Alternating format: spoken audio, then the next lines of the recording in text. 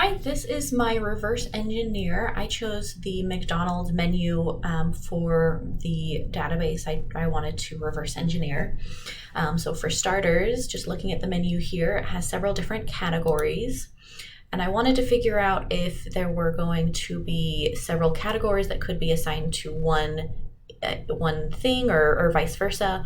The dollar menu was the biggest thing that knocked that off to me. So you see all these drinks and a lot of various items in the dollar menu. So that makes me think that several different categories could be given to one item, as well as the featured favorites in there, that each item in here would likely have several different categories. And then when you narrow it down, there were two different items I looked at when narrowing down the list here. If you look at beverages, you have a size option, which I added in as a sub menu, but on just like a normal sandwich, you don't have a size. So how I created the chart here is I started with the menu items. Each menu item has an ID, a name, the calories, which are right here, and the description, which is this paragraph right here, or in other cases, it can be a little bit larger than that, but that's what I chose to call the description. And then the other tables I have a categories link, a sizes link, and an ingredients link. So the categories were from that main page back here in the menu.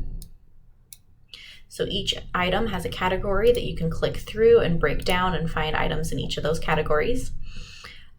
So an item could have multiple categories, and categories could be assigned to multiple different items. And then for sizes, it was kind of the same thing.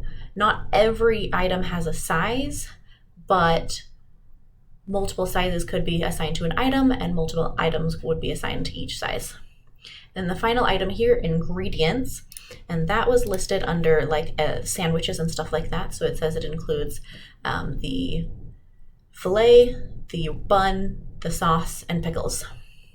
So that one I had ingredients here linked to the items because each item has multiple ingredients, and then each ingredient could be used in multiple menu items.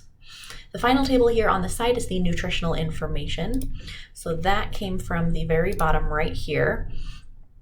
So this table here, I created a separate table that has calories, total fat, total carbs, protein, saturated fat, total sugars, potassium, dietary fiber, iron, sodium, calcium, cholesterol, trans fat, vitamin D. So I created a table with all this nutritional information, and I have that all right here. And while these are many-to-many